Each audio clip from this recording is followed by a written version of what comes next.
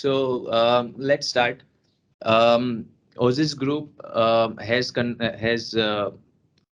been providing information to students, prospective students or migrants, and as such, we are providing information to students during the consultation period, and also as part of this campaign, we are running biggest virtual event every year, and this event has been created to serve the same purpose. This event is running from 4th of July. Today is the fourth day. We have been conducting a lot of sessions, virtual sessions, so you can attend the session from anywhere. And we have been conducting sessions on different topics which are covered by migration agents or qualified education consultants. We have some more sessions for today and for tomorrow, which will be providing links in the comment section as well. So about myself, I am Parth, registered migration agent working at Aussizz Group since 2014. Um, I was admin earlier, and then I got more interest to help migrants, and that's where I decided to continue in this career. That's where I did course to become a registered migration agent, and I have been now working as a registered migration agent for 4 years of time. I am currently based in Aussizz Group Hawthorne office, which is based in Melbourne, which is the most recent office opened in Melbourne area. These are our contact details. If you'd like to contact us, we will be also sharing our contact details in the chat box. So if you have any queries, you can post your questions there. You can comment, and then if you have any queries you would like to discuss in personally, then you can contact us on this number. You can book an appointment as such. We will be providing free consultation for people who are attending the seminar. So you are free to contact us on the number or the email address, and we'll be providing you information as such. About the Aussizz Group, we are immigration and education consultants providing services to students to study desired course, and for migrants to settle in Australia with whatever visa options available in Australia. So we do all the Australian visas. If you have any query related to any visas, we can help you as such. We focus mainly on the client satisfaction and what client is after. So whatever advice you are after, we will be strictly following what you are after, and then we will be advising you accordingly, and we will be giving you pathways accordingly. We have progressed from where we were earlier in 2009, because we are operating since 2009, and until now we have we have 17 offices in Australia only, and we are continuously growing.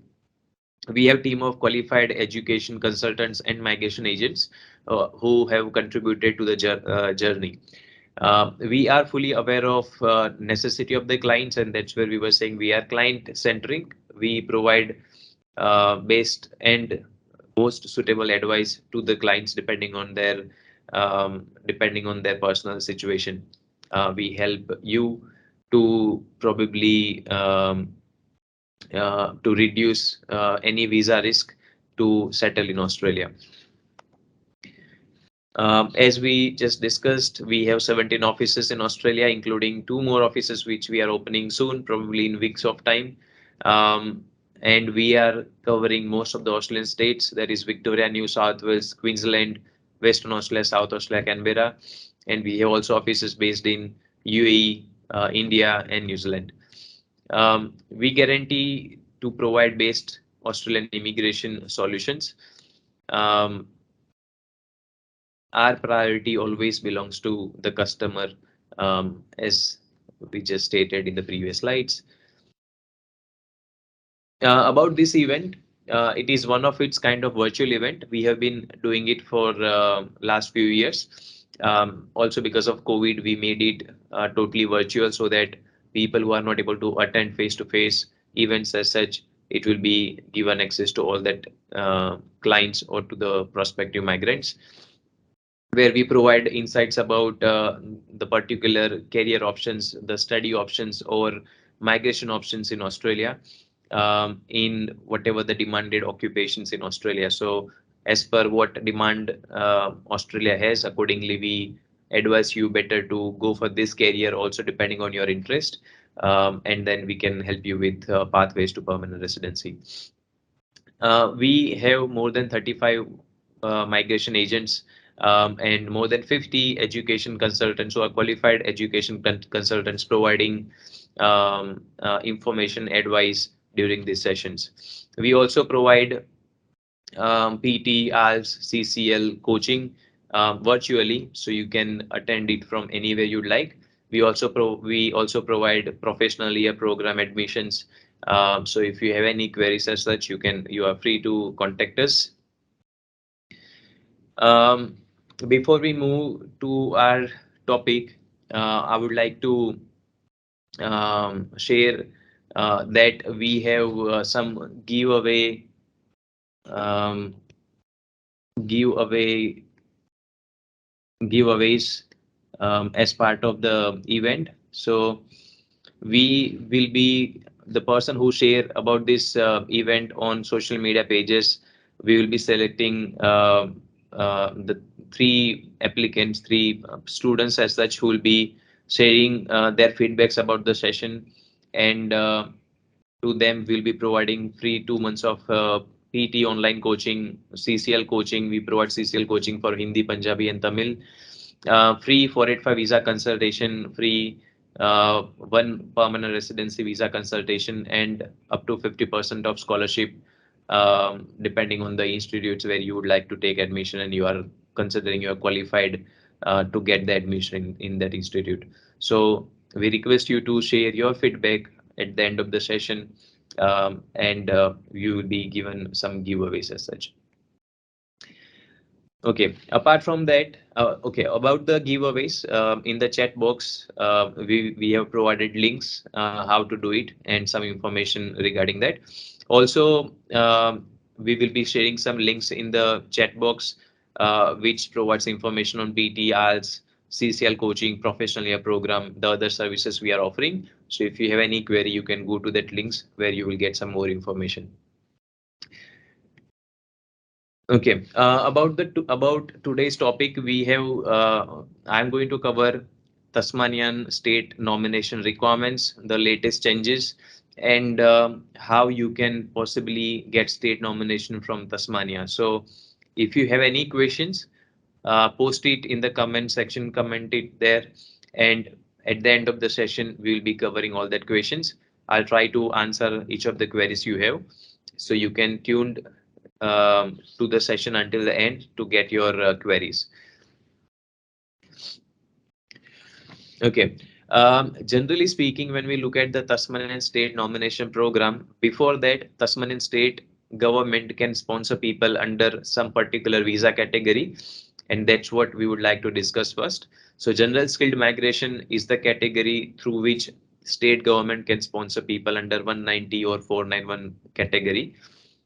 So just to give you a quick background, there are three visas which fall under general skilled migration: 189, 190, 491. 189 visa you can apply if your occupation is listed under MLTSSL occupation list, medium to long term skill strategic list.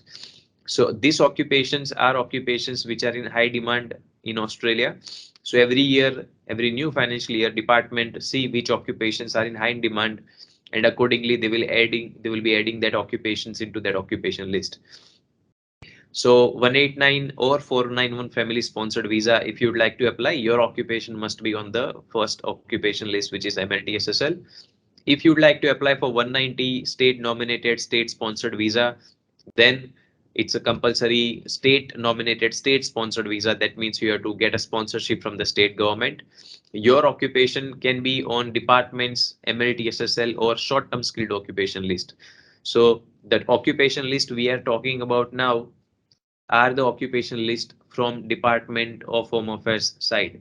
So your occupation must fall under immigration's occupation list. If it is not falling under that, state cannot sponsor you. So for 190, the requirement is your occupation must be on department's MLTSSL or short-term skilled occupation list. And thirdly, the 491 visa, which is a provisional visa which can lead to permanent residency. For that visa, your occupation, and that is also specifically for the state sponsored visa, your occupation can be on regional occupation list or MLTSSL or STSOL occupation list. However, for 491 family sponsored visa, it must be on MLTSSL list. So that's just a quick background that depending on your occupation, you can target the visa category. You can apply for all visa category at a time as well. So if you qualify for 189, you possibly qualify for 190 and 491. So you can apply under all three category at a time. In whichever category you get invitation to apply for visa first, you can apply for the visa. In order to qualify for all of that three visas, 189, 190, 491, there are basic requirements. So the basic requirements are you must have a valid skills assessment. So if you are choosing an occupation which is on MLTSSL, for example, mechanical engineer, you have to have a valid skills assessment from relevant skill assessment authority such as Engineers Australia in the case of mechanical engineer. That skills assessment must be a full skills assessment. That means it is not for the purpose of 485 or temporary graduate visa. Then only you can use that skills assessment. Most of the skills assessments are valid for 3 years of time, unless the skill assessment authority have mentioned a specific validity, then you have to follow that validity. For example, ACS, Australian Computer Society, they mentioned that the skill assessment is valid for 2 years, then it's valid for 2 years of time. The next basic requirement is you are required to have a competent English. Competent English is 6 each in IELTS. You can appear for IELTS academic or general module, or equivalent score in PET academic, TOEFL, Cambridge, or OET exam. And these exams are all valid for 3 years of time. So you can use it as long as it's undertaken within 3 years of time. You need at least 65 points as per the immigration point system. Um, and for 491 state nomination, you get 15 points from the state government or from the family sponsorship, and that's where you need 50 points at least from your side, so that 15 from the state or family, you will have 65 points, which is the basic points. 60 points in the case of 190 visa, because state government can give you maximum of 5 points under 190 category. So from your side, you just need 60 points. And lastly, your age must be below 45, then only you qualify for GSM, General Skilled Migration. These are the most basic requirements. On top of that, whatever the requirements from the state government or whatever the requirements for medical health, that is what you still have to meet it. 189, I won't talk much, but quickly, in 189 category, you have to apply for EOI, expression of interest first, and then depending on how many points you have and what date you applied for your EOI, they will see which person has got higher points. They will be selecting them first. If two people have same points, then they will see which applicant applied for the application, EOI application, expression of interest first. That person will be invited first. But if points are higher, they will not look at the date of application.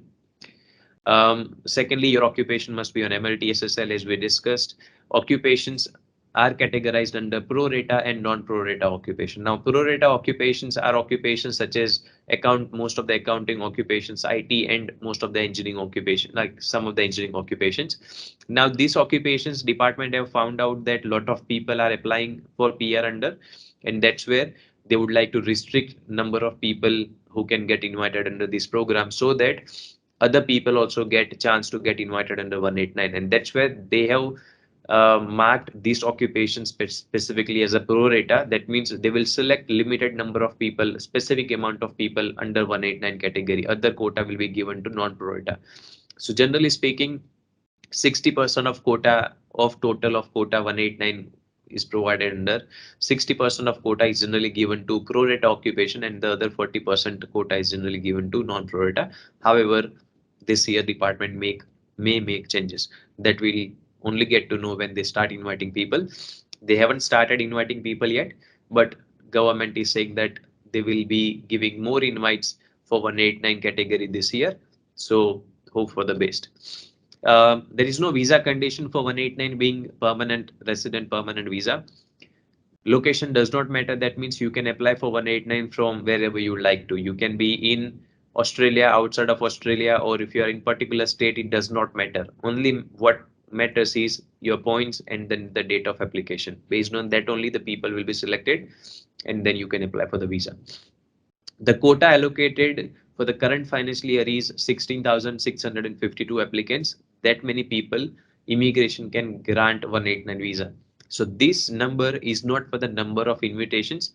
This number is for the number of visa grants. So they can invite more people, but then their visas will be possibly granted next year. Or people who applied for visa earlier, but if they are getting visa in this year, that will be part of that 16,652 category. Anyway, that's about 189.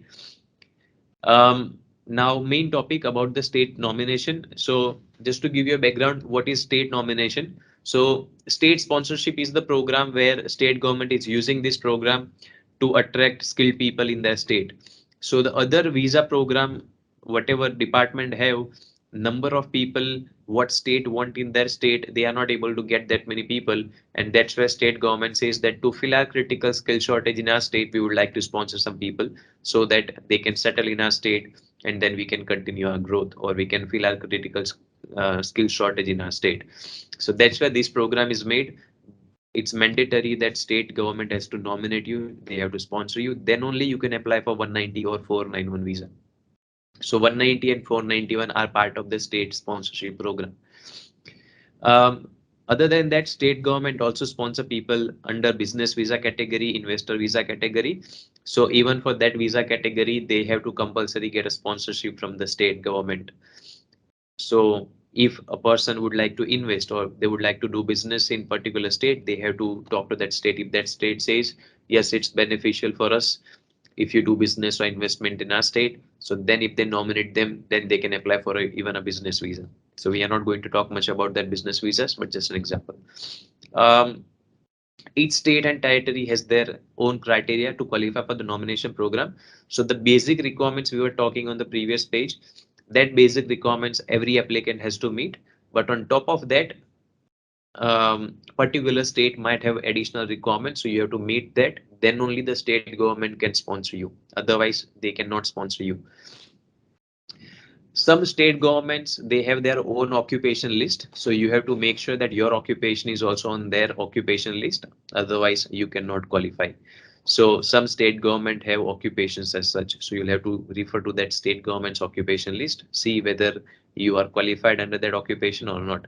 Some state governments, for example Tasmania, they says that whatever your occupation is, as long as it is on immigration's occupation list, Department of Home Affairs list, they are happy to sponsor people. So that's the benefit of moving to or relocating to state Tasmania for state nomination purpose. Selections are done on weekly, fortnightly, monthly, depending on the state. So some state governments follow selection process where you apply for primary application, for example, like EOI, expression of interest. Some states like Victoria or even for 491 for New South Wales, they were saying that you have to apply for application called ROI, registration of interest. So you register your interest, then they will see your skills, and then they will finally invite you to lodge state nomination application. And some states are states which says that you can straight away apply for state nomination as long as you are meeting the minimum criteria. Tasmania is one of the state where as long as you qualify the minimum criteria, you can apply. You don't have to apply for ROI and wait. If they would like to select you, then you apply for the visa. For some of the program for Tasmania, they still follow that process, but for most of the programs, you can straight away apply to the state government. So it's very important for you to see whether you have to wait for them to select you or you can straight away apply, because sometimes applicants think that we have to get invited, then only we can apply. So they possibly spend 6 months of time, 1 year of time, and they don't get anything. Probably then they consult someone and then they find out that we were required to apply for even specific application to the state which you didn't apply. That's why they didn't select you even. So it's very important. um, if we and then state generally select applicants based on the occupation. So they set criteria mainly based on the occupation, and then the criteria could be the selection could be based on the points, Some state government says that you must have studied there. Some state government says that you have a job. If you have a job offer in that state, some state government asks you to do the job there for 6 months, 1 year, 2 years, depending on the state. And based on that, they can sponsor you. So it depends particularly on the state, what criteria they have. Accordingly, you can apply. Now the criteria they define based on what they have seen in last year, that how many people are applying compared to what quota they have been given. If the quota given by the department to them is lesser, but then more people apply for the program, they will set higher criteria so that no one, like not many people can qualify, because if everyone qualify, then it becomes difficult for them to decide which applicants to sponsor. Okay, so depends on that, and that's where some state governments also have a selection system where they select people on weekly, fortnightly basis, where they see, okay, which person got higher points, they will select them. So you have to ultimately target for high points depending on that state. Okay, about 190 visa, it's a state nominated visa. That means you cannot apply for that visa unless state is happy to sponsor you, and it's straight away permanent residency. So if you get 189 or 190 visa, it's permanent residency ultimately. State government will give you 5 points. That means you require 60 points at least from your side. You have to meet whatever the state government's criteria is discussed.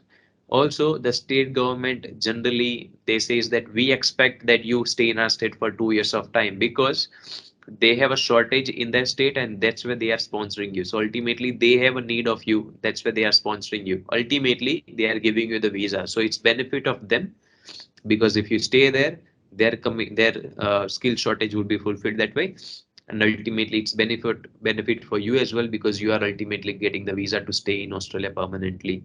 So they expect you to spend their 2 years of time so that whatever the critical shortage they were having, they can fulfill that. That commitment generally is from every state government.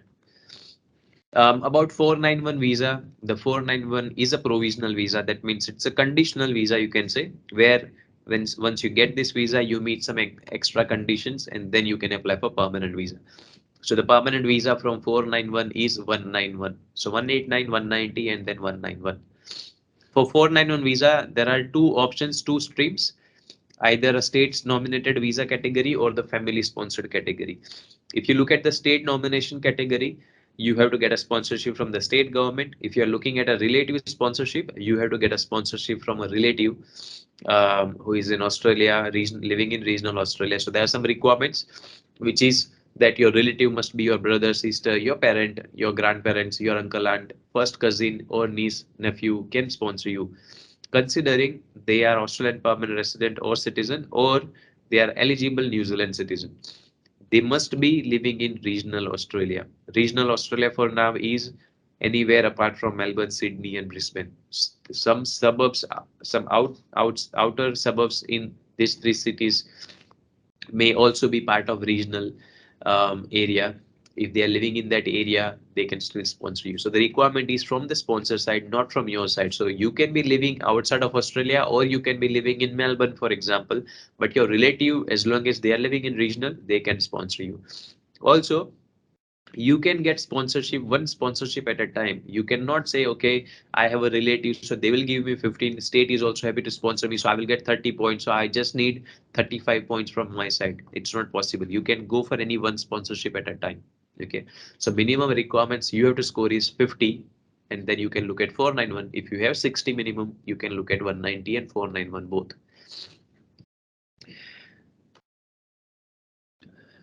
Okay, about the 491 visa. So people who are in Australia will be granted with bridging visa A, and they will be also given the work right. So you can continue working if you are already working.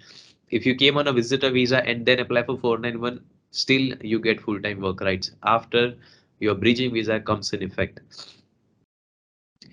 And then school fees for children, it depends actually on the schools whether they will provide free education to your children, but most of the time they will provide uh, education at as a domestic student fees, not as an international student, while you are holding the 491 visa. And the good thing is that 491 visa holders uh, also get benefit of Medicare. so they will get all that Medicare health benefits. Um, Sometimes we have seen that even when you have applied for the visa, if you apply for Medicare, some offices they have been granting the Medicares. However, as per the department's rule, they stated that once you get the visa, then you are eligible. You can certainly try. If you get it, better for you. Um, the requirements what Tasmania was asking in last financial year, that's what we will quickly discuss just to probably find out what can possibly change. Tasmanian state government, they haven't announced the new financial year's requirement, but recently they announced that they are planning to do some changes. That changes, it's not guaranteed, but they may make that kind of changes. We have recently communicated with state government, and they told us that probably by next week, or if not next week, most likely in third week of July, they will most likely publish the criteria. They are just waiting for the quota allocation from the Department of Home Affairs. So as soon as the quota is allocated to them, they will finalize the requirements and they will publish it accordingly on the website. Anyway, previous requirements for 190, they were having two options. They were saying that if you have studied in Tasmania for 2 years, at least certificate 3 level courses or higher, then you are eligible for 190 state nomination. Or if you have worked there for 6 months full time in an occupation in which you have your skills assessed. That means if you have your skills assessment assessed in, or your skills assessed in mechanical engineer occupation, if you go there and work there for 6 months full time, then they can nominate you for 190. One more important thing is this occupation must also be listed under T as well. T as well is Tasmania Skilled Occupation List. So as we were discussing, state government may also have their occupation list. So Tasmania have occupation list called Tasmania Skilled Occupation List. So if you'd like to apply under category 1, which is study in Tasmania for 2 years, they were not asking that your occupation must be listed under T as well. But if you'd like to apply under category 2, which is working there 6 months full time, at least 35 hours per week, then your occupation also must be listed on T as well list. So if you are a mechanical engineer, your occupation must be also on T as well list, and you are required to work there in Tasmania for 6 months full time through one job, or you can combine multiple jobs to make it full time. If you refer to TSOL list, Tasmania Skilled Occupation List, besides every occupation, they may have mentioned some extra requirements. For example, 2 years of experience, 5 years of experience, or higher English, things like that. That is something for people who are applying from outside of Australia. Applicants who are already in Tasmania working there 6 months, they do not have to meet that requirement. That was the requirements. That were the requirements last financial year. And you have to always show your commitment that you will be living in Tasmania for whatever 2 years, 3 years of time. That was the last financials requirement. For 491, the same way, they were having 5 categories. The first category where they were asking for 1 year of study instead of 2 years of study for 190. Minimum study they were asking for was certificate 3 level study. Or the second option is if you're working there for 6 months full time in any occupation, in 190 they were asking for job in the same field, and that occupation must be on T as well. However, in 491 they are saying 6 months of full-time job in any occupation. However, they prefer people who are working in skill level 1, skill level 2, or skill level 3 jobs. Skill level 1 jobs are jobs or the occupations which requires at least bachelor's level qualification to qualify. That means, for example, if you would like to like if you are getting a job as a mechanical engineer, to become mechanical engineer you require at least bachelor's level qualification, and that's why that kind of occupations are considered as a skill level 1 occupations. So doctors, nurses, accountants, engineers, IT, that kind of occupations are all skill level 1 occupations. If you are looking at skill level 2, that are the occupations which requires generally diploma, advanced diploma level qualification. So if you have that kind of qualification, then you can possibly qualify. For example, if you look at restaurant manager, hotel manager, customer service manager, transport company manager, or a chef occupation. So this kind of occupation like assistant managers, which are not like much more high level occupations. In that cases, generally that occupations are considered as a skill level 2 occupations. Skill level 3 occupations are generally technician trade occupations. So for example, if you are a cook, if you are a painter, motor mechanic, welder, all that kind of occupations are part of skill level 3. So if you are doing job in any of these occupations, they will highly regard your skills, highly regard your employment. If you are doing a job which is skill level 4 or below, then they will see where you are doing job, whether the employer is not able to find qualified people in that area, or what kind of skill level 4, level 5 occupation you have. Based on that, they will decide whether they would like to even sponsor you or not. Some jobs they specifically say that they are not going to accept are jobs such as Uber taxi driving, jobs at petrol stations, supermarkets, takeaway shop, for example, or like fast food restaurants mainly, like probably Subway, Nando's, pizza shop, or just a takeaway shop where you don't generally sit, eat, and then you pay your bills, or massage center jobs, security guard, cleaning jobs. They don't accept this kind of jobs as such. That is second category. We'll talk more on that on the next slide. The third category is for the people who have family in Tasmania. That means if you have close family members who is permanent resident or citizen living in Tasmania, then only they can sponsor. In that category, generally they also require that you are not living in Tasmania, you are applying from outside of Tasmania. Because if you're in Tasmania, they prefer that you meet other criteria, other category criteria. Anyway, the fourth category is small business owner category, where if you are doing a business in Tasmania for 6 months or more, then they can nominate you if you prove that the business is running well, it is of benefit to Tasmania, benefit to you as well. So then state government can consider your application. There is no requirement of turnover, there is no requirement of value of the business, but if you are looking at franchise businesses, that businesses are not acceptable for this purpose. And then the other category is overseas applicant category, where generally there are two categories. If you have occupation which is in high demand in Tasmania, that is listed under TSOL, high in demand occupation list, then you are eligible, or you have a job offer, then you can apply. So that is generally for overseas category. So mainly five categories or six categories you can say in 491. That were the requirements for 190 and 491 program for the last financial year. Just a quick look on this category 2 working in Tasmania under the 491 category. So you need 6 months of experience. You do not have to be working in your nominated occupation. As we discussed, it could be any job, at least skill level 1, 2 or 3, then high preference. If it is skill level 4 or below, on case to case basis they may nominate you. You have to work for 35 hours per week. It could be one or multiple jobs you can combine to make it that 35 hours. You have to prove that it's a genuine and ongoing skill shortage in Tasmania, so you are doing that kind of job. If they think that the job is not genuine, or the role you are doing it's not genuine in the business, they may refuse your state nomination application. Your employer must have a well established business operating for 12 months. So the job where you are doing the business must be 1 year old business. There must be a genuine need, as we discussed. You must have received standard wages as per the standard rates. Your dependents, if you have any, must be living in Tasmania, because they really want to see that you have commitment in Tasmania.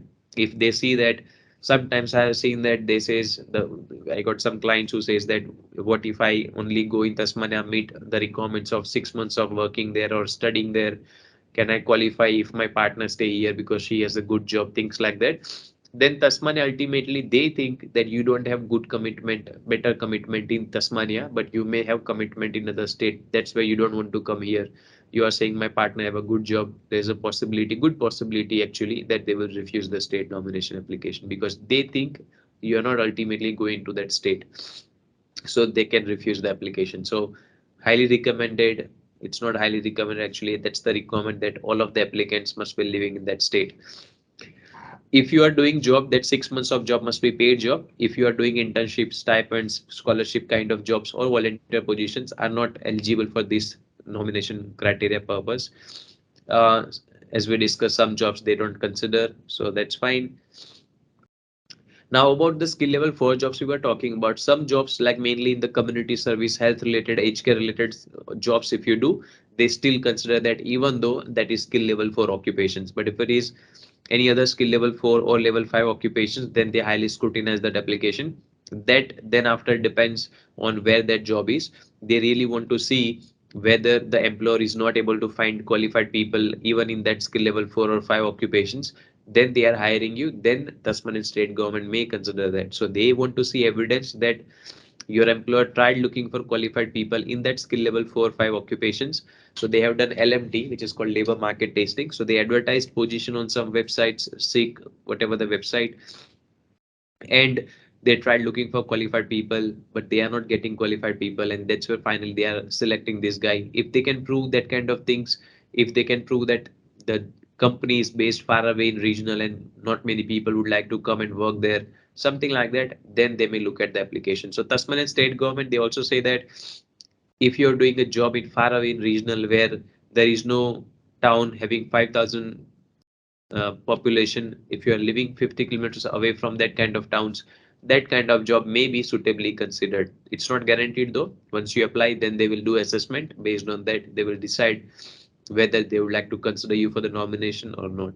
So it is highly recommended you try and provide as many documents as you can and provide suitability that even if you're doing a skill level 4 job, there is a possibility that you can get career advancements in skill level 1, 2, 3 kind of occupations. There is a better opportunity in that area, something like that. Then they can possibly consider your application more favorably. Anyway, these were the requirements for the last financial year. Now, coming to new financial year, as we discussed, they haven't announced the requirements for this financial year. But before the financial year start, they were they mentioned on their website that they are consulting with some stakeholders and they are trying to get some information on how the program should be, whether they should make any alteration, whether the program what they were having last financial year, whether that program is getting some fruitful results for them, whether whether they are able to complete or meet their skill shortage there or not. So they do consultation with people to understand whether that program is working effectively or not. If it is not working effectively, then they would like to make some changes in the program. So that's where they were like getting opinions from people, and based on they were saying that okay, we will make some changes. So that consultation paper was, I think, open until May or June somewhere last financial year, and based on that they were saying we will announce the requirement. So the requirements are not out yet, but what could be the possibility based on the consultation they were doing, that's what we will discuss now.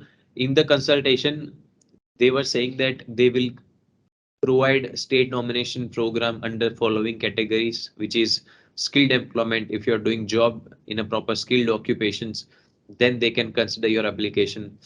If you are a skilled graduate, that means you have studied there and you are a skilled person, then that will be the category. Then there is a Tasmanian established resident category. That's what they will probably start. Tasmanian business category as it is, minor changes probably. And then the overseas applicant invitation category, or if you have a job offer category, and family in Tasmania.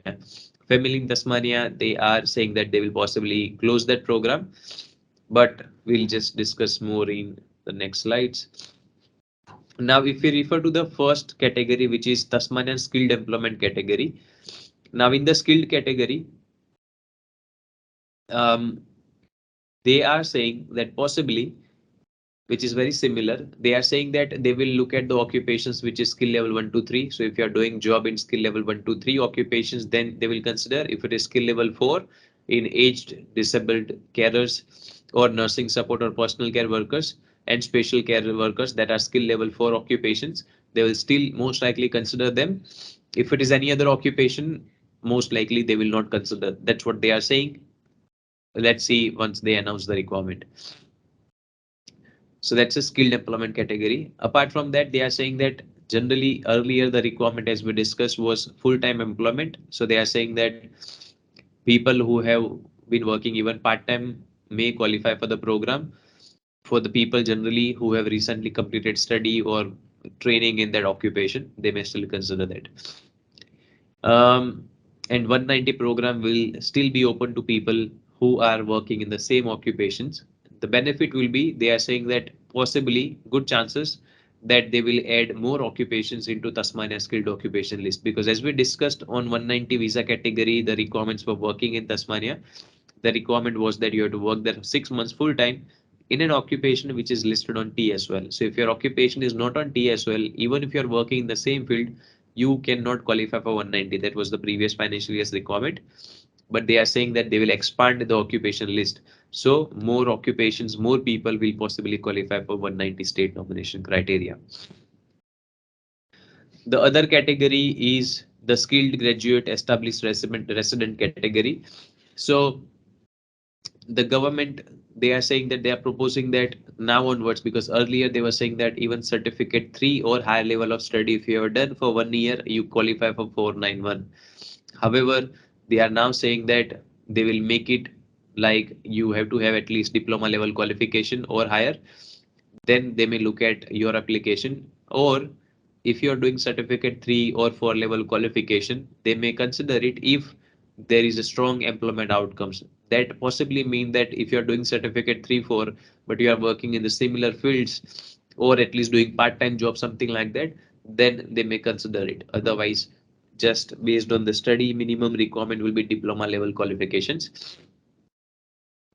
um, they are saying that 3 months of post-study employment related to course will be required for some occupations depending on the program 194 91. Most likely it will be for 190 program in which you have received the skills assessment. Also, when we were looking at that study requirement where the requirement was like you study there for 2 years then you possibly qualify. So in that they were even saying last time previously as well that you cannot just combine any study, make it 2 year study. It must be if it is a package course or if it is just one course or articulated course leading one qualification leading to another course and it's combined, then they may possibly look at that qualification. Uh, if you are looking at multiple qualification combining making it like 1 year study plus 1 year study making it 2 years, you cannot qualify that way. New pathway for mainly established resident, they are saying that if you are living in Tasmania for 2 years of time at least, then they can possibly offer you 491 program. You are also required to have generally employment at least at a skill level 4 level occupations for 6 months, and which can prove that okay there is a good possibility of settling in Tasmania, then they can nominate you. If you have been living there for 3 years of time, they can possibly offer you 190. So that is to attract people to stay there longer. If you are living there longer, that's why they are saying that people who have established themselves in Tasmania will be given state nomination as such. So 2 years for 491, 3 years for 190, and then you have to work there for 6 months of time in at least skill level 4 and score 4 level roles. If it is higher, no problem as such. Um, and this program is also for the people who probably could not study in Tasmania, but they have been staying there for 2 years, 3 years of time. They can also get benefit of this stream. So these are just proposed changes. Good possibility that it will come in effect, but until they announce it, you don't know. Hopefully in 1 week, 2 weeks of time, as they have advised, probably it will be out, so you can plan things accordingly.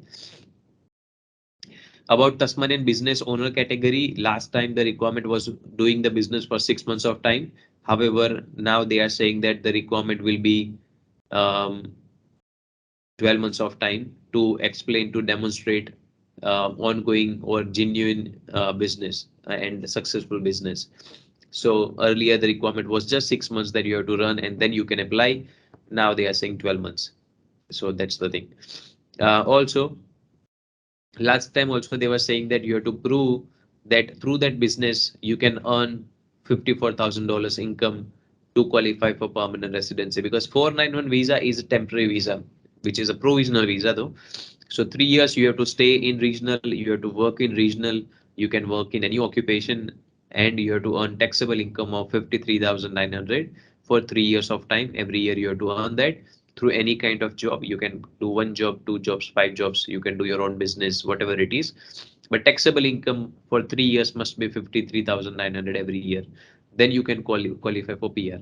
So they says that with this business stream, they will nominate you for 491 generally. So in that program, you have to later on meet that $54,000 income to qualify for permanent residency after 3 years.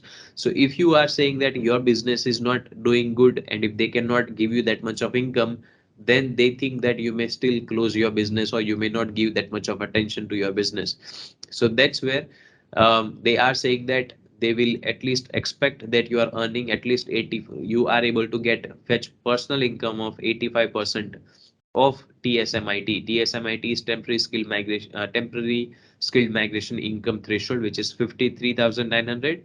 Out of that, 85% of income at least you should be able to get from the business. Then they can possibly nominate you, because otherwise they are like, we don't know whether you will be even continuing your business later on or not.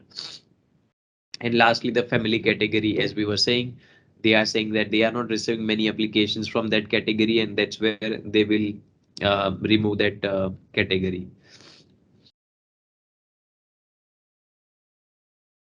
Um, for overseas people, they have two categories as we were discussing.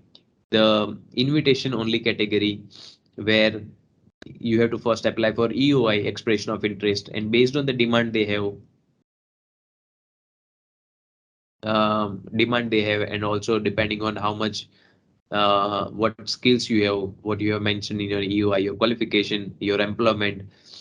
Based on that, they will select people and then you can apply for state nomination. So that's the only program where you have to wait for them to select you and then you apply for state nomination.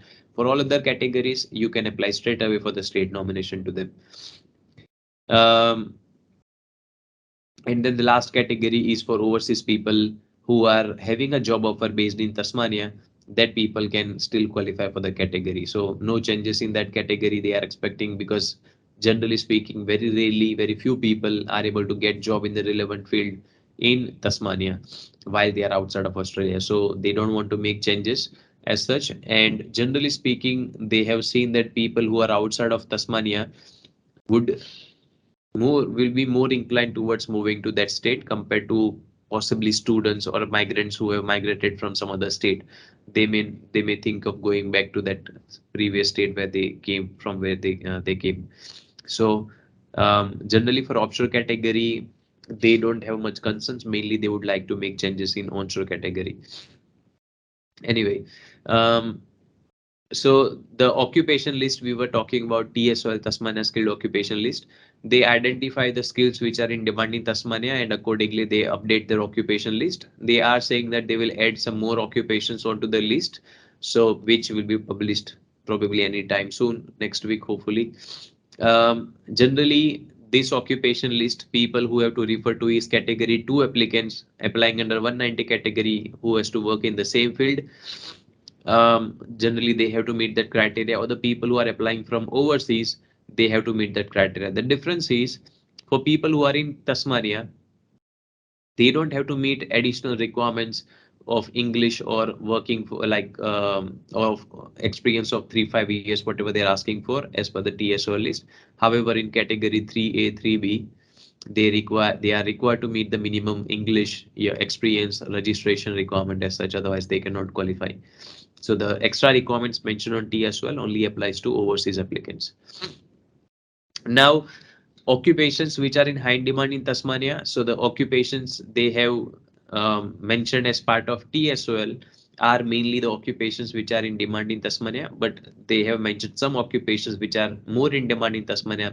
Mainly that occupations are occupational therapist, physiotherapist, and mainly the nurses. So most of the nurses are higher in demand in Tasmania. So if you have any of these occupation, there's a high chances that you will be able to even find job there. You work there for 6 months full time in the relevant field, and then you can qualify for 190. Other than that, there are some other occupations which are also in higher in demand in Tasmania, that are mainly building construction courses, such as project manager, project builder, construction estimator, architecture, building and surveying technicians, So this kind of occupations are also higher in demand in Tasmania.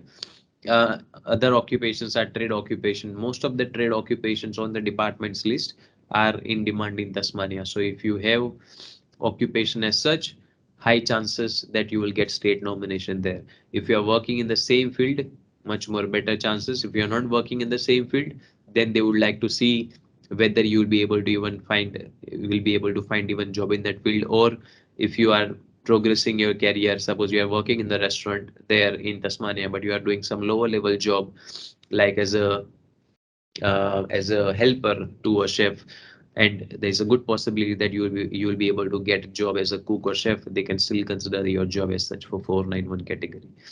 So this kind of occupation you should target if you really would like to study there, or if you have interest in this kind of occupation, you can target Tasmanian state sponsorship as such through these occupations. Other than that, on TSOL list, Tasmania skilled occupation list, they have health community related occupations. So welfare center manager, difficult to qualify, but still medical diagnostic radiographer, very few people qualify. Sonographer, pharmacist, very less people. Um, and then other occupations are social workers. A lot of people have been moving to that state to study there, to work there. So that is a high in demand. So it's comparatively even easier to find a job because there are a lot of age people living there.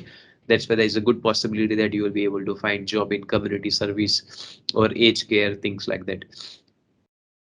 If you are getting job as medical laboratory technician, pharmacy technician, medical technicians, not also classified, that are all in high demand in Tasmania. And generally, all these occupations have I mean, Tasmania have higher jobs, more number of jobs available there. So if you apply there, good possibility that you can get job as well because they don't have qualified people, and that's where these occupations are listed under high demand category. Other than that, engineering occupations, most of the engineering occupations, manufacturing, architecture, design, that are all listed under high demand category. Farmers, because they have more farming businesses as well there.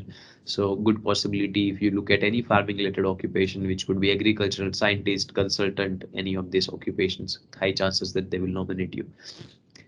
Education, teachers, not many people are qualified there again, so they have a higher shortage. So if you are early childhood teacher, go there, easy to find job. University lecturers, and then other occupations could be managerial positions, gardeners, hairdresser, that is part of anyway the trade occupation. So trade occupations are much more high in demand in Tasmania. If you don't want to study something which is going to take long time, you may look at studying a trade. The only problem with trade occupation is that you have to have at least 1 year of full-time experience to qualify for skills assessment. If you don't have skills assessment, you cannot qualify for state nomination. So skills assessment in any one occupation is mandatory no matter what. That's why we started with what are the basic requirements for GSM visa.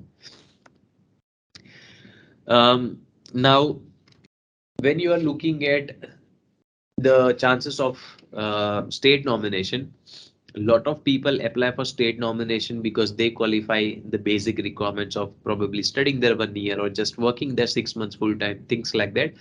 But not every person gets state nomination. Why?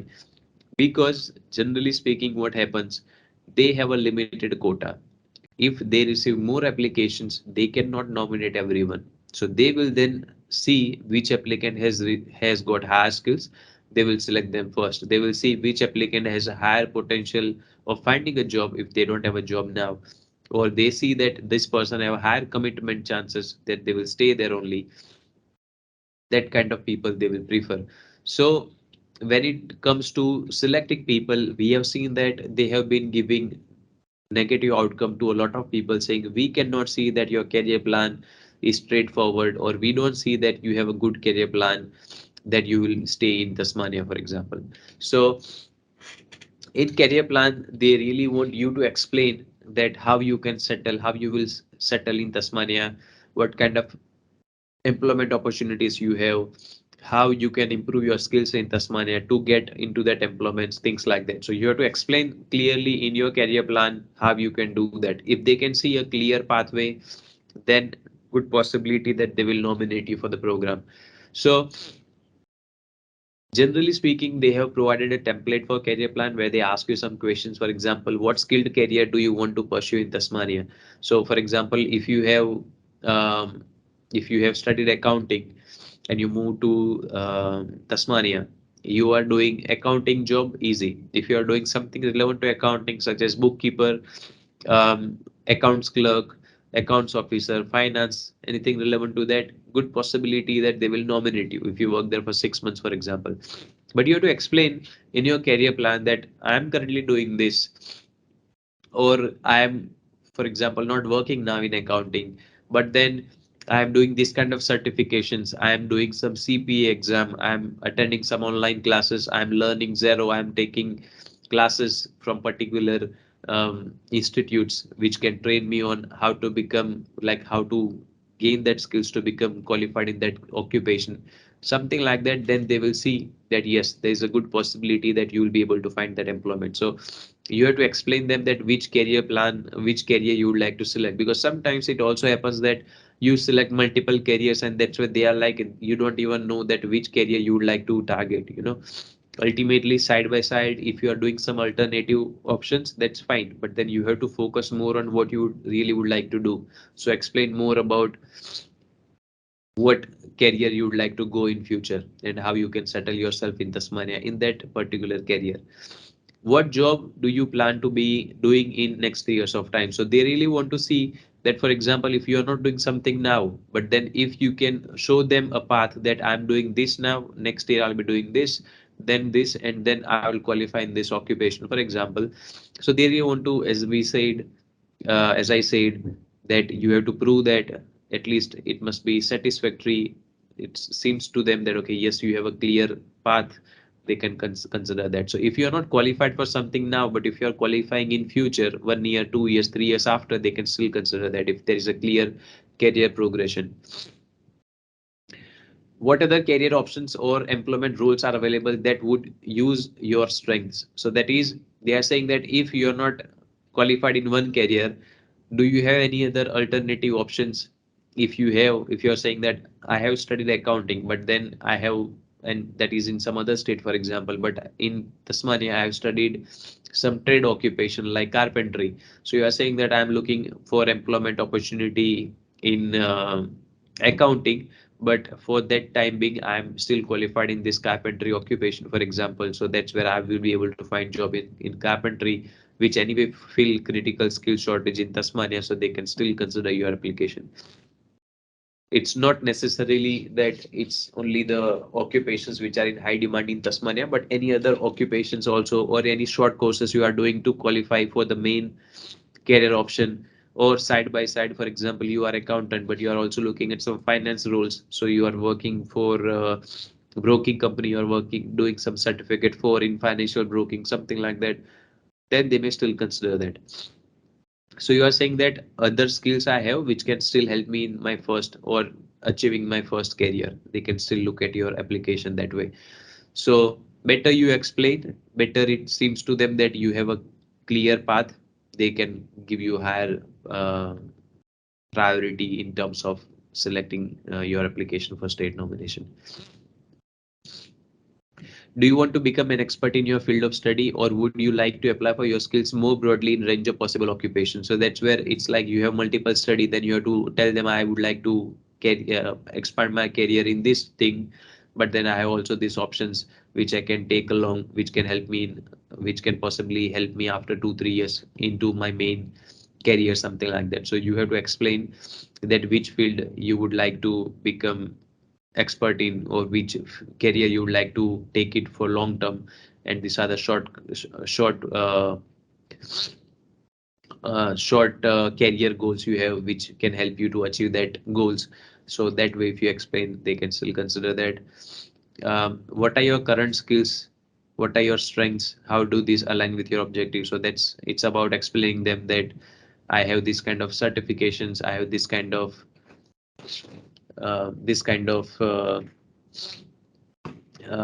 membership registrations which can help me to find a job, something like that. They can still consider it.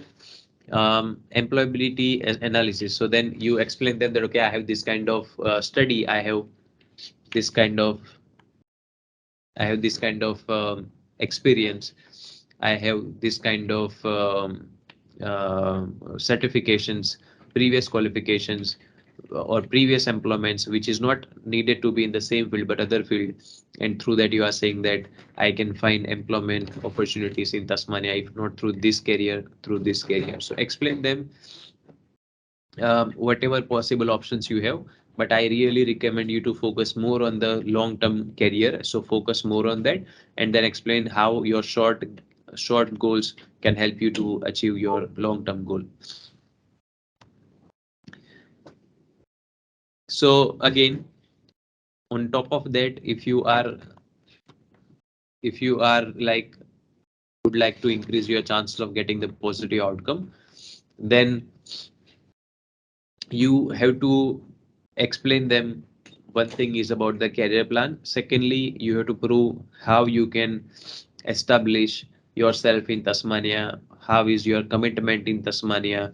Your ability, that is your skills that can help you to settle yourself in Tasmania. So you explain them that I have this kind of study, I have this kind of experience, I have this kind of friends, family. I know that I have grown in similar environment. So it could be any factors, so you explain them that these are the factors which makes me more committed to Tasmania. They can look at your application, but you have to make sure that your dependents all have that skills aligned towards settling yourself in Tasmania. Sometimes if your partner is also skilled, you can also explain them that okay, my partner is skilled. You can also explain them that my partner has this kind of skill which is in high demand in Tasmania. Mainly they look at primary applicant, but that can give you additional benefit. Demand for your skills and expertise and your ability to find work in Tasmania. So you explain them, as I said, prove you have this kind of qualification experience which will help you to find job in Tasmania. You can also show them how you are looking for employment, how you are trying to achieve that things. Sometimes, for example, you are applying for a job and employer is refusing your application based on some factors. For example, you don't have this certification. So you tell them that okay, look, this is the response I got from the employer, and then I'm working toward this certification for now, or I already got this certification now, so I will now apply for jobs which will increase my chances, things like that.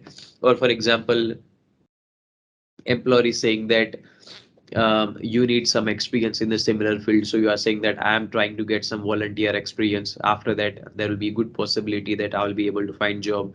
Sometimes employer says you don't have a driver license, that's why we cannot give you a job. You are saying okay, that's what they responded, now I got this license, that's where I will have a better opportunity. As of now they are not having a vacancy, but then whenever it's available, or the other employers, I will be able to find job, because now I have whatever the response I was getting. One person was saying I don't have driver license, the other person was saying that I don't have this certificate, the other person was saying I don't know how to do zero, for example. So you are saying, look, I have learned these things, and that's where now I think that I am at a better stage that I'll be able to find such jobs. So that way you can explain yourself. Skills and background of dependent applicants, as I was saying, if your partner is also equally qualified, more qualified, lesser qualified, but at least your partner can also establish themselves in Tasmania. They can prove that their skills are in shortage in Tasmania. They can also look at that ultimately, because you both are settling down in Tasmania. So ultimately, they will get benefit from both of you. If you are a single applicant, you will not get disadvantaged of not having qualified partner. So that's fine. Don't worry that you don't have a qualified partner. Other people have two people who are qualified in their application, not like that. So that's fine. Depending on your English language, because English helps you pretty much everywhere. So I recommend to work on your English. I have seen that sometimes two people have the same other skills, but then just because of English, one person having 6 each, other person having 7 each, person with 7 each were that people were selected, the other person was still waiting, something like that. So English is the factor which is looked after by a lot of state governments. So I highly recommend that you work more on English. As we stated in the beginning, we are providing online coaching for English test, IELTS PT. You are free to take that, which can probably increase your points, your skills, and that will increase your chances. I also recommend that the skills which are in high demand in Tasmania, you should better look for job in that careers. even if you don't get job in particularly that occupation, but at least that can make your career in that stream, they may still look at it. For example, if you would like to qualify as a enrolled nurse, but you started with aged care and you are doing some personal care assistant role or some aged care community service role, disability service officer role, something like that, and explain them that okay, I'm planning to do this diploma, I already got admission, or if you haven't got admission, you are saying I'm in process of doing that.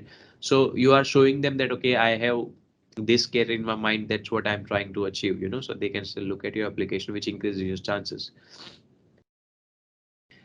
One more thing which is very important is the standard criteria they have to qualify for the state nomination are the minimum requirements. However, if you're not meeting the criteria because of some specific factors, and if you request them that this is what skill I have and why my application should be considered compared to other people who are still meeting the criteria, they may still select you. For example, it's not necessary the right example, but just an example. If you have worked for 3 months in the relevant field there in Tasmania, but if the requirement is 6 months of working there, now your visa is expiring and you have to go for some other visa which does not give you work rights or which does not give you full-time work rights, for example, or your visa is expiring and based on that you are applying to them saying that I have worked for 3 months, but my employer is happy to give me employment full-time as long as I get the state nomination. You provide testimony from the employer and you request the state government that way. There is a good possibility that they can still nominate you even though you don't meet that basic 6 months requirement. So you are free to apply, but then you have to make sure that you just don't submit applications which does not have a prospective outcome as well. You submit applications where you think that you have that background, you have that skills which can be considered helping you with some exemption criteria, meeting the criteria, then they may still nominate you. So you can still apply that way. Just quick run down through the program. For the migration program planning levels, just a comparison with last financial year and the current financial year. For last financial year, for 189 visa, as you can see the cutoff, so the number of quota government has given for last financial year was 6,500 visas they were granting, and that's where the number of invites were also much more lesser. This financial year, they have increased the quota to nearly 3 times. There's a good possibility that 189 program will pick up the pace, and that's what we have also heard from the government, that they will focus more also on 189 program. So they will invite possibly more people this year. The benefit of 189 program is that if the program is running smoothly, if it is working effectively, 189, if they are inviting good number of people, so ultimately the pressure on the state will be comparatively lesser. So the number of people applying to the state will be comparatively lesser, and that's where the chances of getting state nomination will increase.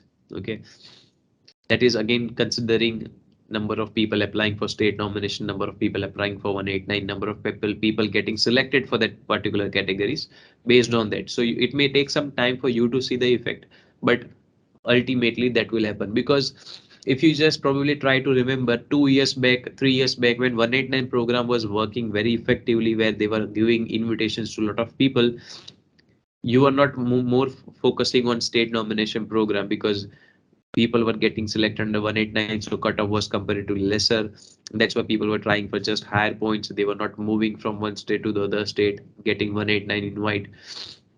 So ultimately, state was also receiving lesser applications, and that's where um, they were also inviting them easily. But in last 2-3 years of time, when the program for 189 was not working very effectively, that's where people started applying to the state because ultimately they have to get one or other visa, and that's where the competition in the state particularly increased to a much more extent. That's where state government started increasing their requirements, started refusing the applications where they think that they are not having genuine intention or commitment in that state, or they are not fully skilled, or at least skilled to a proper extent to find a job, if not now, in future. So that's where they started refusing the application, but hopefully that will be comparatively easier. The increase in quota is also to cover the backlog to complete to finalize the applications which are in queue since long time, because the government was not finalizing 189 applications for people who are not working in the critical sector since a long time. So that with this increase in quota, they will also try to finalize applications which are sitting waiting for a long time. The regional visa, if you look at the quota last year was just 11,200 people. Now they are making it more than even double, 25,000 visas they will grant. So that also helps you getting state nomination, the regional visas in a way. State nominated visas, same way 11,000 they were having last year quota, which they are increasing.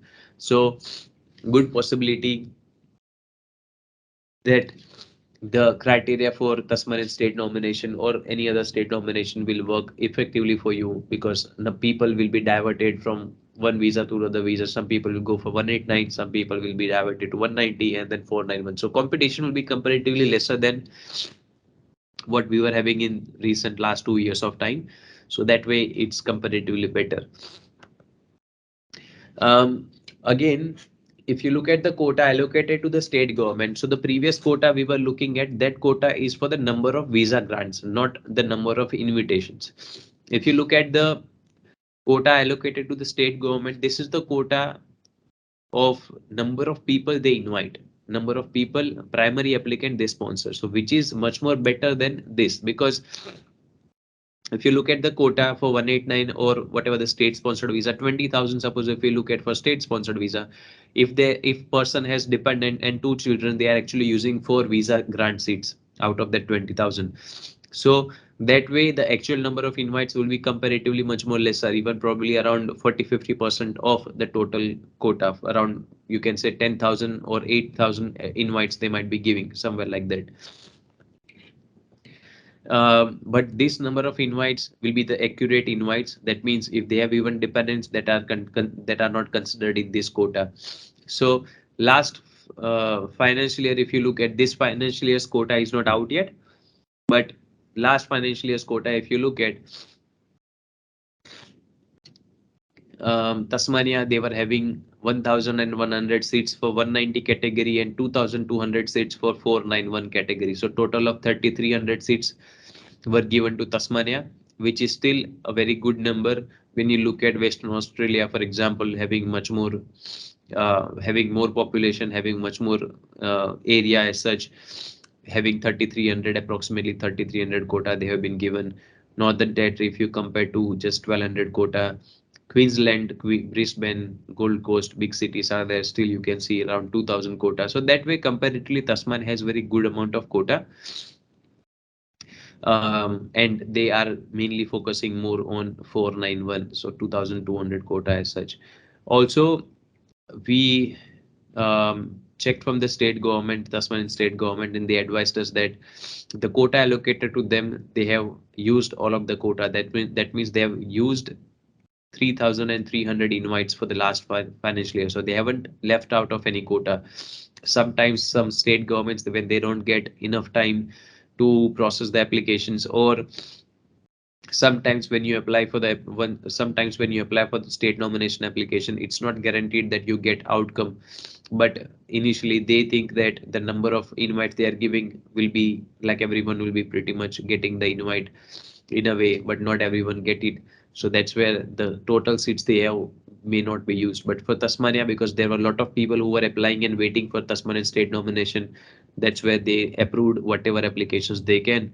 So they were able to use that full quota 3,300. That means Tasmanian state government is very supportive in terms of using whatever the quota they get to nominate people, so that people can commit themselves to stay in Tasmania.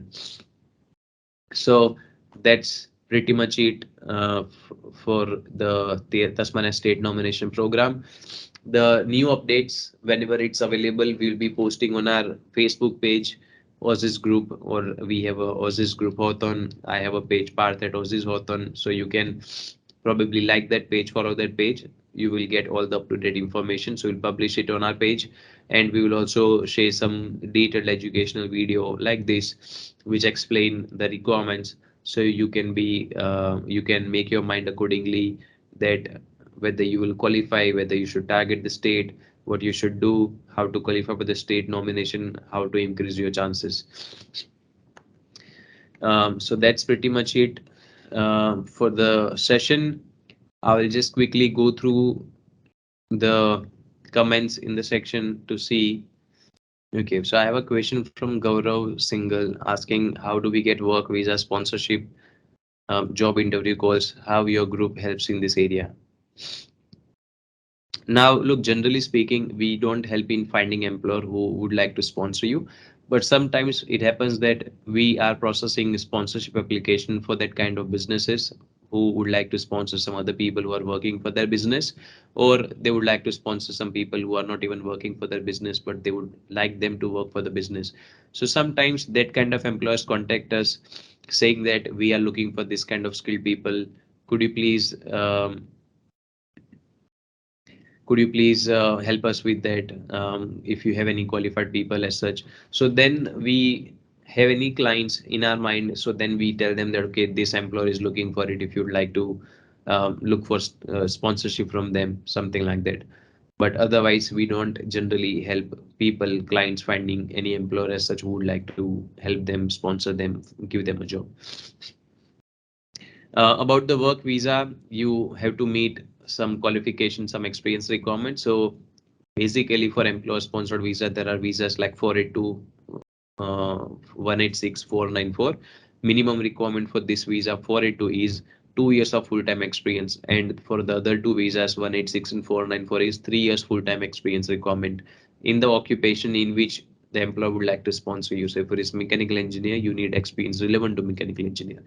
It's not necessarily that your position is mechanical engineer.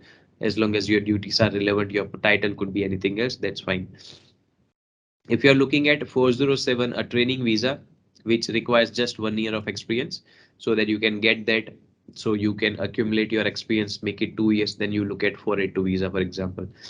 So that are the basic requirements. On top of that, there are some English, health insurance, medical, that kind of requirements you have to still meet.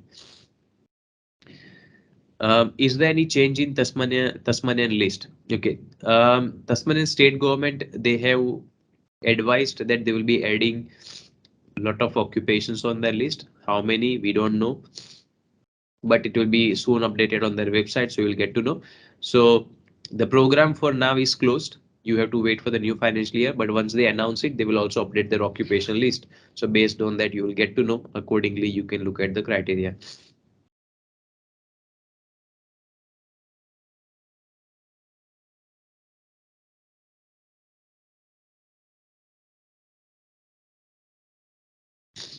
Okay. Parvinder is asking which state is better for enrolled nurse. I am going to finish my diploma in this month in Victoria. I have minimum points only. Okay.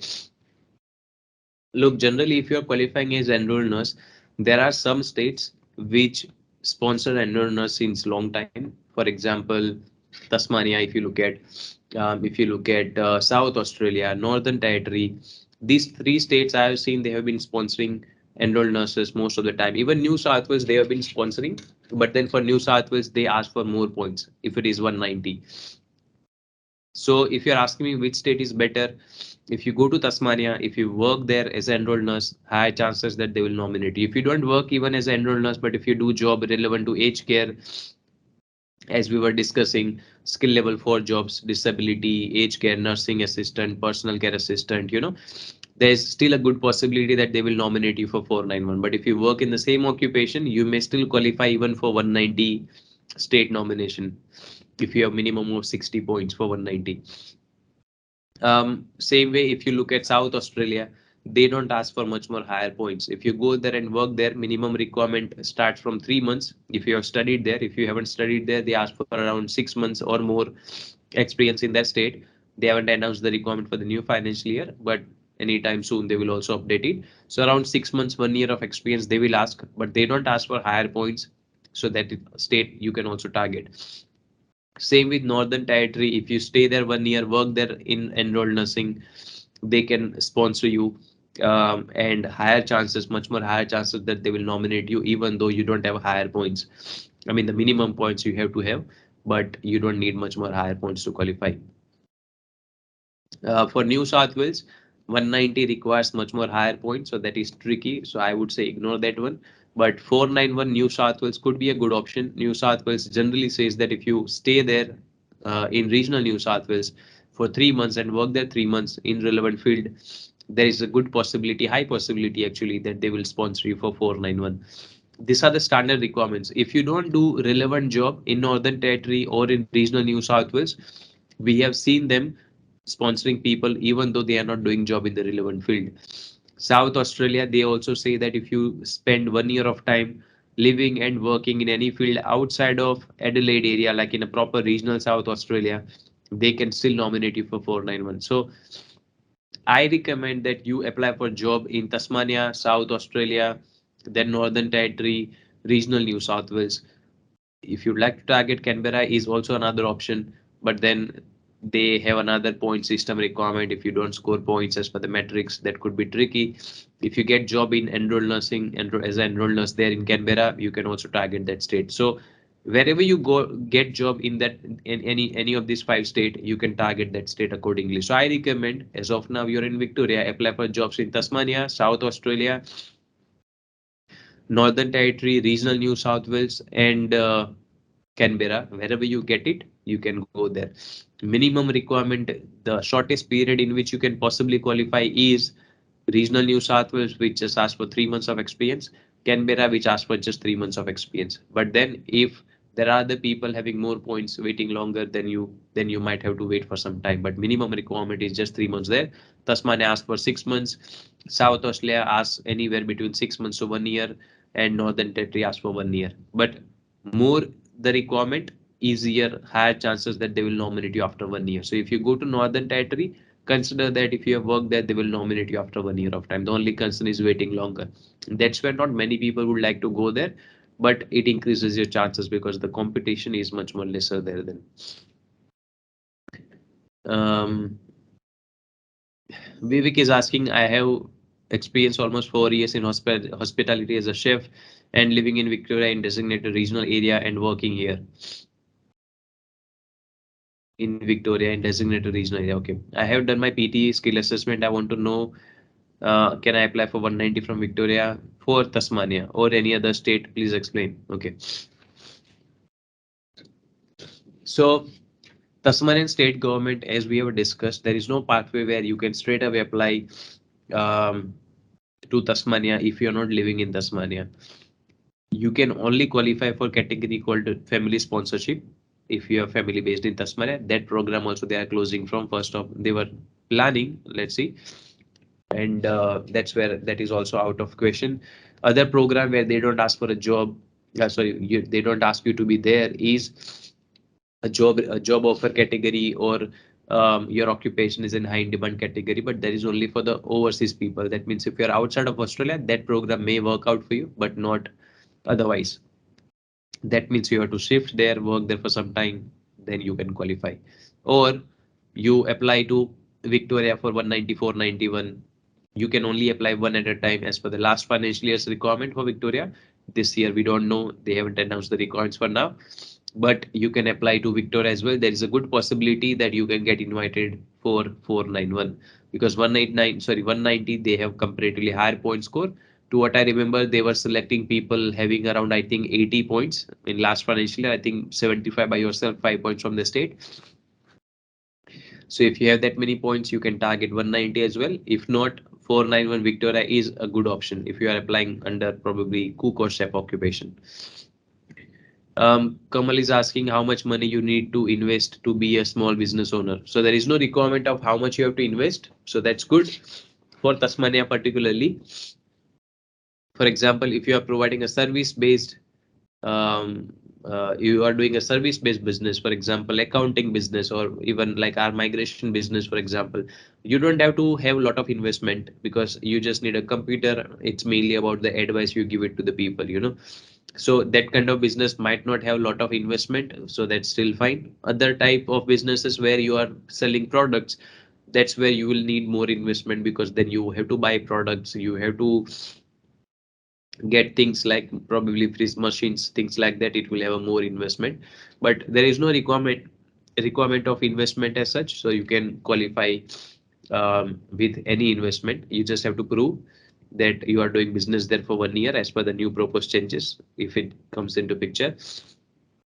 and you have to prove that through that business you can earn $54,000, or at least if it is maximum 50% lesser, so approximately 15% will be around like $42,000 you have to earn through that business as your personal income, then they can consider that.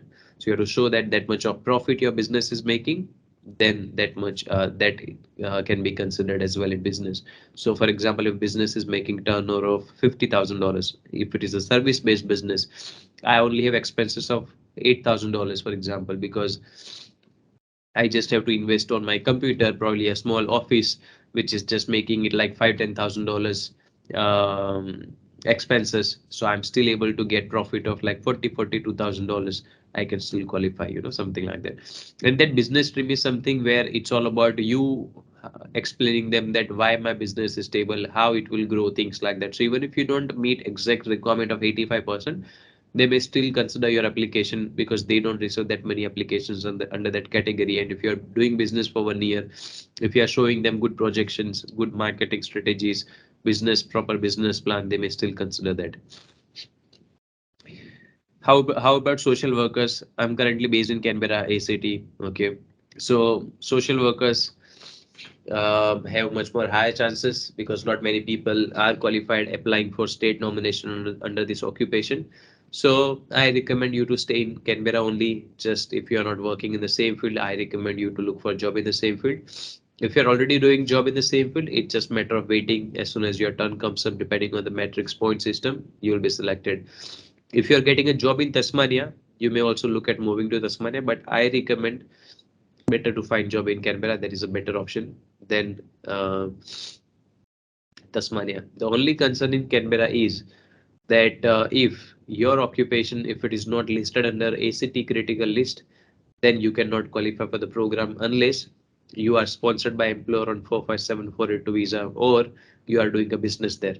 That means your occupation must be on Canberra's list, and that they update every 4 monthly basis. The chances of getting this occupation removed from the list is much more lesser, as I said, because not many people are qualified there.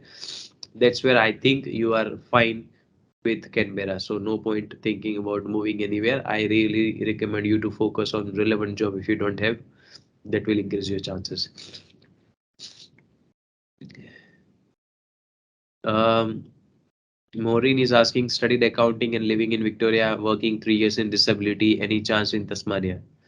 So you haven't stated that where you are working in disability, but if you are working in Victoria, I recommend you better move to Tasmania, work in disability for some time. Sometime means it could be around 3 months to 6 months, depending on when they announce the requirements, whatever the requirement is. But high chances that they will nominate you because they know that you have this many years of experience. And because you have experience, it will be much more easier for you to find job in Tasmania. So it's a good option if you go there because Victoria, they are not going to sponsor you to what we have seen in last this many years. They never sponsor people if they don't have relevant job. Relevant job means job in the relevant field. Relevant field means the occupation in which you have the skills assessment. So if you have a skill assessment in accounting, but if you're not doing job in accounting in regional Victoria, they are not going to sponsor you. So this job is not going to help you that way unless somehow if you can get a skill assessment in that kind of occupation like disability support officer. For that you need relevant study. So if you study there in Victoria, for example, we can help you with the study options over here. But if you study there, then you possibly qualify for skills assessment, and then you may possibly qualify for state nomination, but it will take a long time. It's recommended that instead it's better to move to Tasmania, work there in any field which is disability, and they can still nominate you for 491. Ajay is asking, I'm a mechanic in Melbourne. I have finished my JRP. Should I move to Tasmania for 190 or 491? Or should I wait for an employment sponsor at my job in Melbourne? I think my employer will sponsor me after some months. So will that be a better future? Okay. Look, if you have a trade occupation, as you know, 1 year of job ready program, which is like 1 year of full-time experience is required. If you work for 1 year in Victoria, then chances of getting Victoria state nomination is much more lesser because generally speaking, they haven't sponsored motor mechanics in past many years.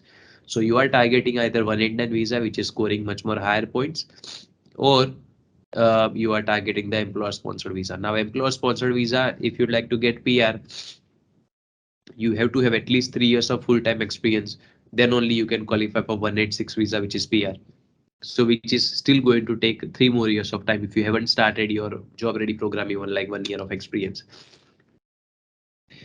Um, if you are talking about the temporary employer sponsored visa that requires just 2 years of experience, but ultimately you are looking at permanent residency. So you have to wait 3 years no matter what. If you have completed your job ready program, you have to wait for 2 more years. So 3 years, if we look at in Victoria, you might have to stay 3 years. However, if you go to Tasmania, complete your job ready program there, their requirement is generally 6 months of full-time work in the relevant field there. That means if you have completed your job ready program, their 1 year full-time experience there, you will meet their state nomination criteria as well. And they will nominate you for 190. High chances that they will nominate you for 190. So the difference is in 1 year of time in Tasmania, you can get 190, which is straight away PR. However, over here, you will have to wait longer. Now, if you are like, I don't want to move because I'm committed here and I have settled myself here, my partner have a good job, things like that, you can still stay here no matter, like no problem as such. It just matter of the fact is that you have to wait for 2 more years of time or total of 3 years of time to qualify for 186 visa. Um, so if you don't want to relocate yourself, you can still look at this option. So it depends on your personal thing that how you would like to do it. Also, it depends on whether you are even able to get a job in Tasmania or not. If you can't get it, then you have option of staying here only. Gaurav is asking, how do we get work visa sponsorship? Okay, that's what we already discussed. Okay, he said, I am in IT with 60 years of experience with MNC companies and looking for job and PR in Australia. Okay, if you have this many years of experience, I think it will be very easy for you to find a job. So you can get a sponsorship also from employers in Australia. I don't know whether you are based here or outside of Australia, but there are a lot of companies which are sponsoring people directly for permanent residency like 186 visa. So you're meeting the requirement. It's just matter of finding employer over here. If you are based outside of Australia, you may apply for a visitor visa, come here, look for employers over here. You know, that might be comparatively, you will have a better opportunities, better possibility of finding a job like that. But otherwise, while you are outside of Australia, finding employer like that will be difficult. In that case, you can target 491 state sponsorship. There might be some states which will announce the sponsorship requirements for overseas people soon. So 491 visa program, that is something which you can target because 190, which is straight away PR, I have seen that state governments ask for higher requirements where probably they will ask for job, finding a job, having a job offer in that state mainly. If you can get that, they can still sponsor you. The state government can sponsor you that way. So if you find employer who's happy to sponsor you, then employer sponsor visa. If employer says I'm happy to give you a job but we cannot sponsor you, you may target the state sponsorship if state is happy to sponsor IT, if they are sponsoring IT occupations. So that probably will be the state nomination criteria will be announced soon. So you can target the state job options accordingly. But most of the states I have seen that they ask for job offer most of the time, but we'll get to know whether they will ask for it or not. If they don't ask for it, comparatively easier for you to apply for that visa, migrate over here. Because you have this many years of experience, high chances that if you meet that minimum criteria, high chances that they will nominate you as well. So I would recommend you to work on PT and get your skills assessment if you haven't done that, because that is the mandatory requirement for a state sponsorship. We can help you with skills assessment. We also provide coaching. If you'd like to, you can get it that way, and then we can uh, go ahead with the next steps for the state sponsorship. If my skilled job is not on TSL but it is on general skill list, can I still apply for state nomination category after living in Tasmania for 6 months? I do not have 3 years of work experience in Australia, though.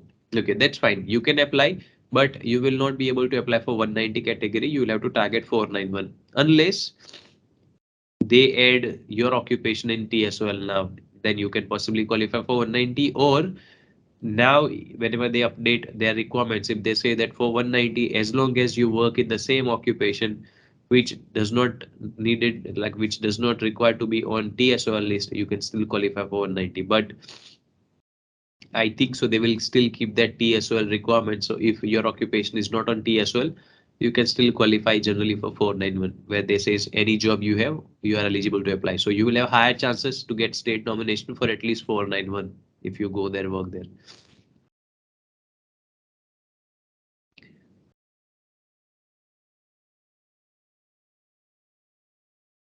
Hers is asking, is Diploma of Nursing good for PR in Australia, Tasmania? So if you do Diploma of Nursing, you qualify as enrolled nurse, and enrolled nurses are higher in demand in Tasmania, so much more higher chances that they will sponsor you. So I think it's right best option for now.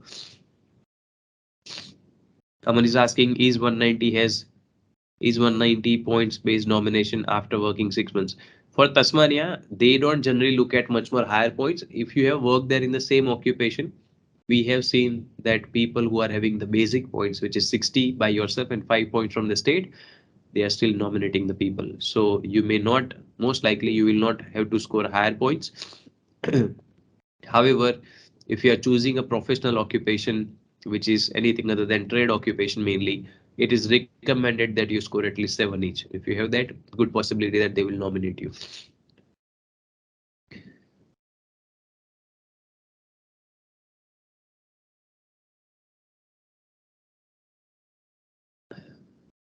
Gauri is asking how to get calls from Tasmanian employers. Look, generally it's all about applying for jobs. Keep trying, explaining them your skills. How can you be the benefit to the company? Something like that.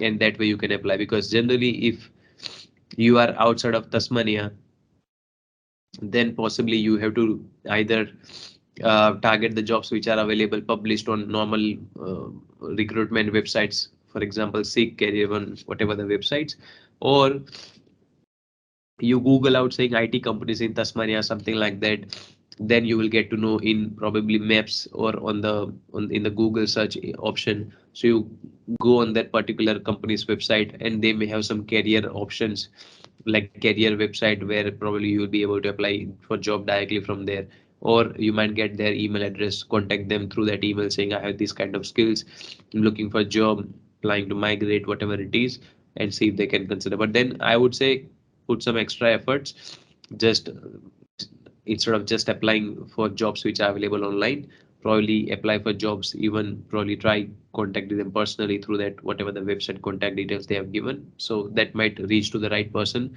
If they don't have a demand now, probably they may still save your resume for future reference.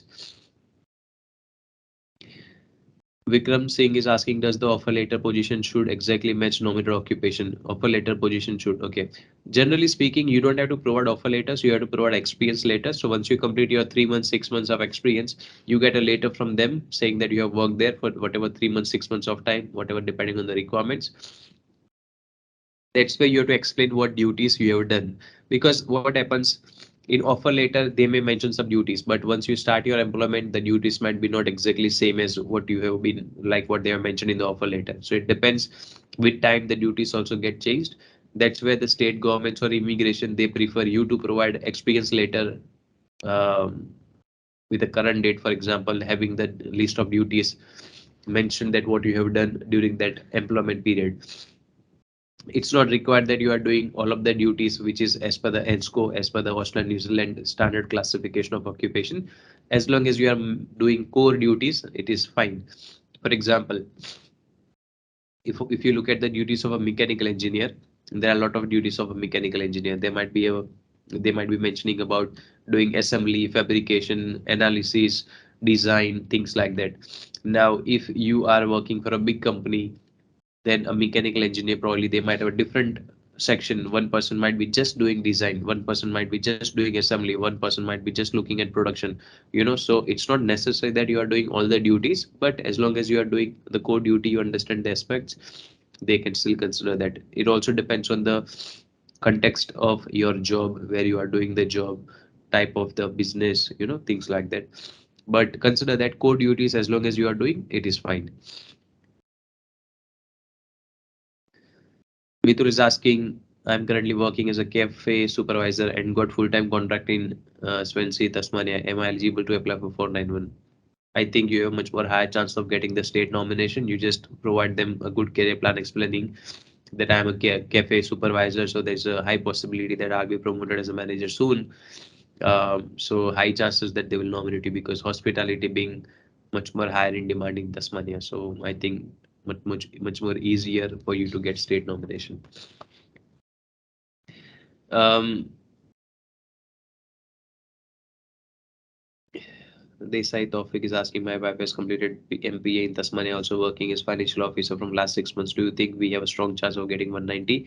We are in Tasmania from last 1.5 years. I have completed my MPA in 2016 from Victoria and currently working with DOH in IT sector, and accounting is not on TS12 list. Okay. Look, what you can do is you can make a submission explaining why my application should be considered for 190, that I have been working over here, things like that. And I think you could have BA in the, okay, because she has studied in Tasmania as well. So explain them that we are committed to stay in this state only. I already have a good job, so no point moving there. I mean, in a positive way. So they may still consider your application for 190, but then you're not meeting the standard criteria for 190. So you can make a request explaining that why my application should be considered, even though I'm not meeting the criteria, as we were discussing in the presentation in the other slides. So if they are convinced, then they will nominate you. So I recommend provide a good letter from your employer as well. If the employer is also stating that there is a position transition which is possible, that they may be able to give you a job as an accountant in probably another 6 months of time, something like that. That is also something which you can use to prove them that that there's a good career progression, and if as long as the job opportunity of accountant available in the company, they are happy to hire me, something like that. So if your manager, your employer is happy to um, provide you employment as such, probably if not now, in future, because they already have someone working there, or they don't have a need for that job role for now, but they are saying that they are expanding, so they may have that role in future, something like that. You have to explain, um, and then based on that they can still consider for 190. But when you apply for it, you also select 491 option in your EOI and explain this story and apply for the program. If they don't consider for 190, they may still consider your application for 491. How about civil engineer? I am in Victoria at the moment. If you get a job there, I have got some clients who got job in Tasmania in relevant to civil engineering, and they have been all nominated by them, even though they don't have higher points, minimum point 60, and higher chances that they will nominate you. So if you get a job there as a civil engineer, relevant to civil engineer, 190 they can offer you. If you don't do job in the same field, they can possibly offer you 491, depending on what kind of job you are doing. Khushbu is asking, I have done MPA in Tasmania. Right now, I'm working in aged care as accounts payable officer. Is it possible to get 190? It's very similar question what Desai Tofik was asking. So same answer. You try to convince the state government saying, I have this kind of study, and I am working. I think that's the same profile they are talking about. So explain them about your skills, your commitment, and the settlement in Tasmania. If they are like, okay, yes, we can clearly see that you have much more better ties in Tasmania, you have a job, and that can again get you a job in proper accounting occupation, something like that. They can consider your application for 190s. If you'd like our assistance, let us know. We can help you with that.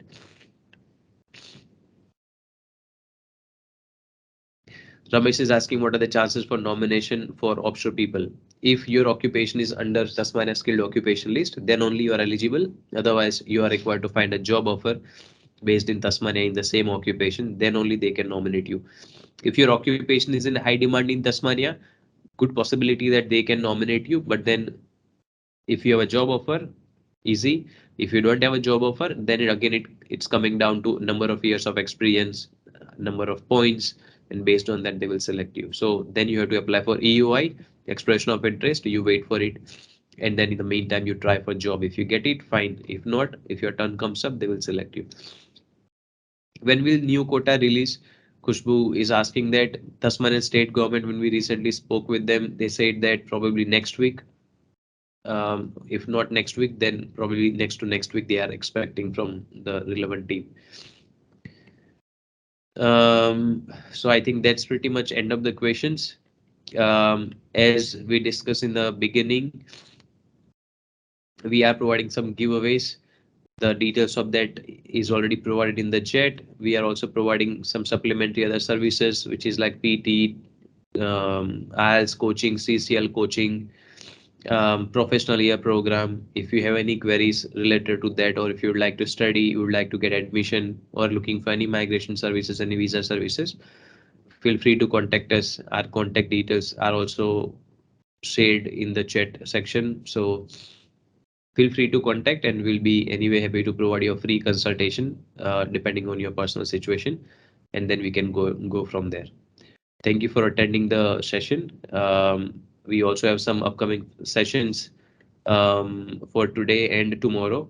If you feel that a session is relevant to you, or it could be relevant to your friends, family, we request you to share it with them as well, so they can also take benefit of it.